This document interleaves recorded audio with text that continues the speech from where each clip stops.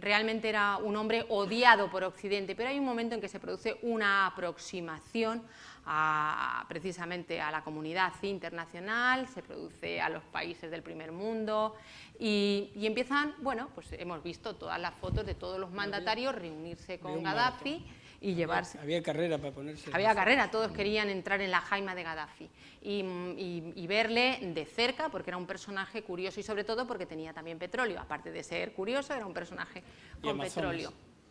Y bueno, y hay un momento, y a nadie le importaba lo que Gaddafi hiciese dentro de Libia, y en Libia tenían un régimen, por ejemplo, un régimen legal, penal, de represión brutal, porque en el Código Penal estaba que nadie podía constituir un partido político porque esto suponía la pena de muerte. No podías ir por la calle más de 5 personas juntas porque era una manifestación ilegal que podía llevar también aparejada la pena de muerte. Nadie podía oponerse a Gaddafi o a su poder absoluto porque esto constituía la pena de muerte. Era un régimen represor salvaje. Gaddafi cometió actos contra la humanidad, como fue la muerte de 1.200 personas, el asesinato, 1.200 presos políticos en un centro penitenciario, Abu Salim, donde los juntó a todos en un patio y dispararon salvajemente y mataron a 1.200 personas. Y además no entregaron el cuerpo a los familiares, que era lo peor que le puede ocurrir a un musulmán. O sea, que decir que es una salvajada, pero Gaddafi entra con buen rollito, con todos los de Occidente, la comunidad internacional le quiere mucho, hasta que empieza una política de represión por miedo a lo que había ocurrido en Túnez, por miedo a lo que había ocurrido en Egipto, y la comunidad internacional reacciona, y reacciona yo creo que muy bien, consistente en Naciones Unidas, porque Libia no forma parte de la Corte Penal Internacional, no ha ratificado el estatuto de la Corte, de modo que para poder enjuiciar los hechos que se producían en Libia tenía que haber una autorización de Naciones Unidas. Y el Consejo de Seguridad, de manera unánime, los 15 miembros, dicen: señor fiscal de la Corte Penal Internacional, mire a ver qué está pasando en Libia. ¿Qué está pasando en Libia? ¿Qué está sucediendo? Y efectivamente, en Libia se estaban cometiendo asesinatos, torturas, desapariciones, manifestaciones, se estaban matando salvajemente a la gente, un montón de tetraplégicos, cuando salían de los rezos los mataban, cuando estaban llevando a sus muertos a los cementerios, en toda esta ceremonia también se mataba a la gente, en un montón de ciudades. Y bueno, y se decidió intervenir, y decidió intervenir la Corte, se hizo una investigación donde hubo mucha cooperación internacional y realmente yo creo que nos podemos sentir orgullosos de esta reacción de la comunidad internacional. Bien, llegamos a Siria. ¿Qué está pasando en Siria? No está pasando nada diferente a lo que sucedió en Libia, pero en este caso la comunidad internacional no se ha puesto de acuerdo. China y Rusia no están por la labor de iniciar o permitir que en este caso la Fiscalía arranque una investigación. Ahora la Liga Árabe parece que está tomando medidas políticas de presión para ver si empujan, para ver si hacen, para saber... Pero bueno, ¿por qué?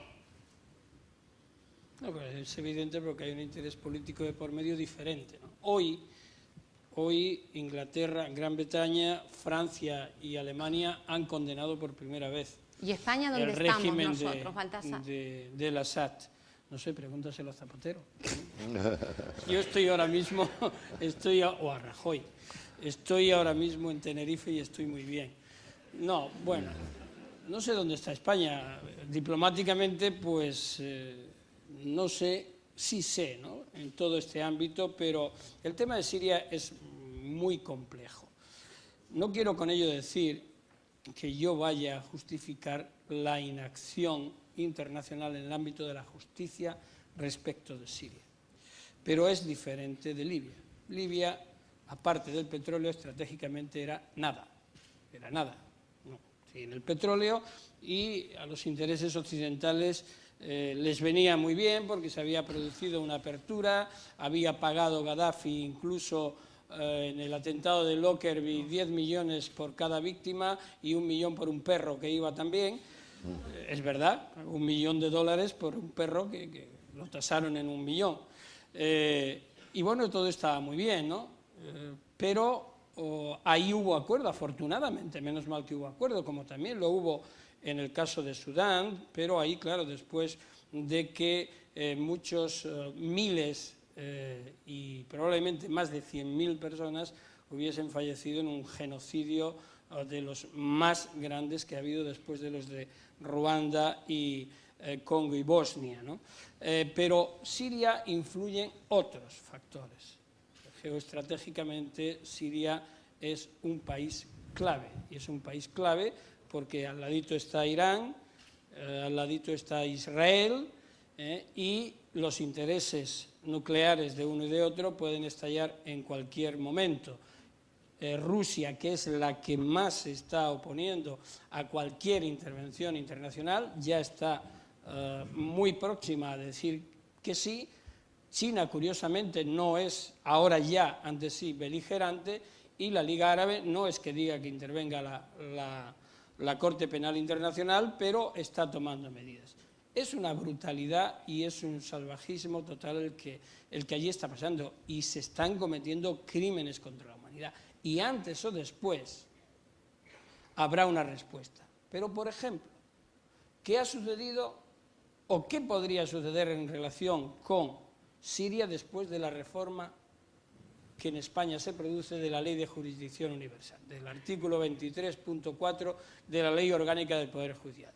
Pues que hasta el 4, es de 3 de noviembre de 2009, el 4 entró en vigor, hasta ese día, por la interpretación del Tribunal Constitucional, la jurisdicción española, para estos casos que nadie está haciendo nada, porque nadie está haciendo nada, nada más que poner los muertos, podía intervenir. Hombre, se me podrá decir, ¿y qué va a hacer la justicia española con lo que está sucediendo allí? Pues bueno, por ejemplo, se puede emitir una orden de detención que te imposibilita salir, se pueden emitir órdenes de embargo, órdenes de incautación de bienes, que ahora cuento una anécdota de la importancia que puede tener en un momento, como ocurrió en el caso de Pinochet. Se podían hacer muchas cosas, pero ahora, como una de las exigencias es que tiene que haber víctimas españolas, y en principio no las hay, por tanto, ningún juez español puede hacer nada, ni ningún juez belga, ni ningún otro. Está clara la incomodidad de los poderes y de los partidos políticos ante este asunto, pero la sensibilidad de vuestros colegas en el seno de la justicia en relación con este asunto es mucha. Bueno, eso es como decía aquel, dice, hay de todo como en botica. O sea, hay unos que sí, hay otros que no, pero bueno, al fin y a la postre, ¿pero qué es lo que más abunda? ¿Qué es lo que más abunda? Los jueces tienen unos cauces y los fiscales, que es la ley. Que resolver conforme a derecho. Y hay veces que puedes discrepar, como por ejemplo, como ahora hablaremos, pues en el caso del franquismo, y hay otros en los que puedes coincidir, y hay gente que son conservadores, que son progresistas, o como se quiera identificarlos, pero que a la hora de hacer una interpretación la hacen. Cuando el caso de Argentina y de Chile, la Audiencia Nacional, la Sala Penal, por unanimidad asumió que había competencia de España para perseguir e investigar esos crímenes.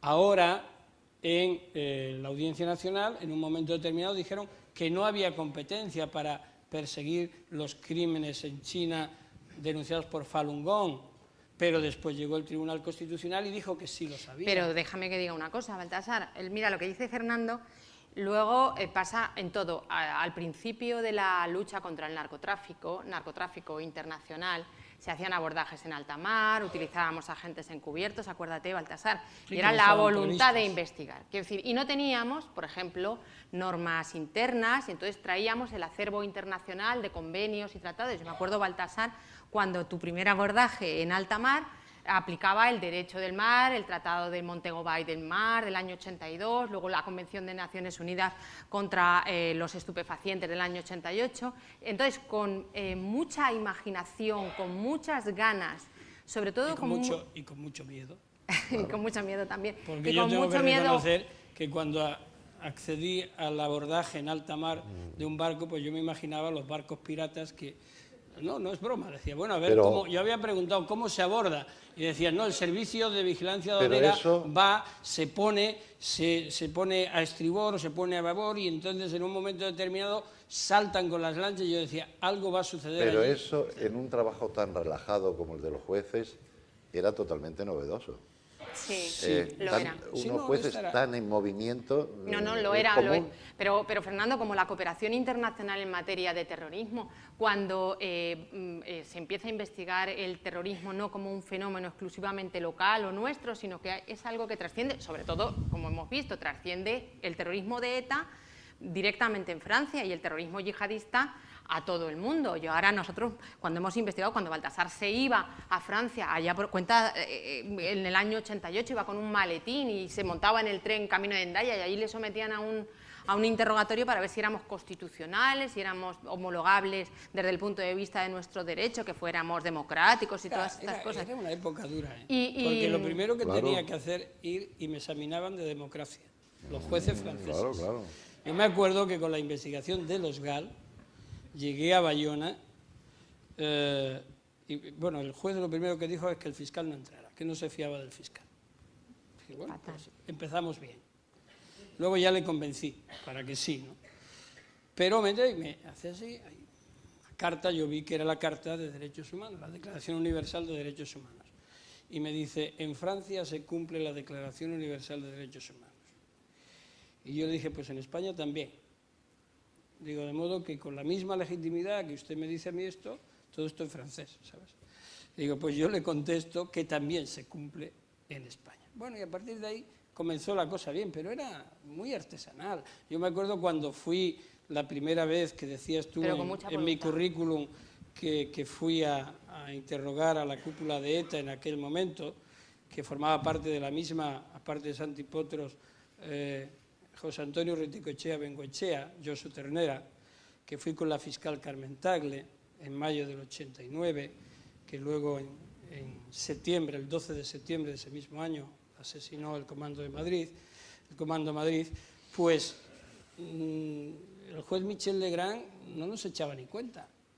Entonces a mí se me ocurrió, y lo hablé con la fiscal, digo, oye, ¿por qué no hacemos un dossier fotográfico de todos los atentados que se le imputa a esta gente? Bueno, pues, no va a valer de nada, digo, pero vamos a llevarlo. Bueno, allí llegamos y vamos a la cárcel primero, no nos echaron mucha cuenta, después ya empiezan a llegar. El juez empezaba a decir, bueno, es que claro, si se atraviesa la frontera de España hay mucho riesgo de que durante los 18 días de detención preventiva incomunicada se torture a los imputados. Y ya claro, le digo, señoría, en España no hay 18 días de detención incomunicada. Dice, no. Digo, no, si son 5 días, no más. Y además con vigilancia y autorización del juez. Dice, sí, pues no estaba yo al día de esto. Y dice, bueno, pero como esto es un conflicto político, entonces ya no. Ya le tenía que decir a Carmen Tagle, digo, tranquilízate, es como Dolores, que son muy impulsivas. Digo, tranquilízate y déjame que yo soy el juez y esto de la cooperación internacional es entre jueces, no entre fiscales. Ahora ya sí, pero entonces no. Y entonces yo le dije así, hasta ese momento, digo, mira, tome usted. Pum, le solté el dossier allí, que tenía 300 páginas, y dice, ¿qué es? Digo, por favor, mírelo.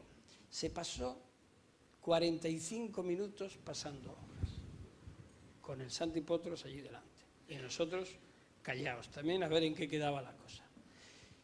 Cerró el dossier y empezó un interrogatorio que aquí hubiese sido declarado inconstitucional por falta de garantías, que yo no sabía dónde meterme y la fiscal tampoco, porque, bueno, no sé si llamarle presión, pero desde luego desarrolló todas las cualidades dialécticas de un buen juez francés y a partir de entonces cooperaba abiertamente con nosotros. Bueno, ¿qué significa esto? Y es un tema que lo tenemos muy claro, la cooperación, tanto en los delitos internacionales como entre países, resulta básico. ¿Por qué? Porque aproxima el problema del otro, que hasta ese momento es papel, es algo que no es tuyo, es algo en lo que no crees. ¿Cuándo sucede? Cuando en Francia y esto no es políticamente correcto, pero lo puedo decir, cuando en Francia consideran que hay un grave problema, cuando la propia ETA comienza a través de su filial Hipar-Retarrac a hacer algunas acciones en el sur de Francia.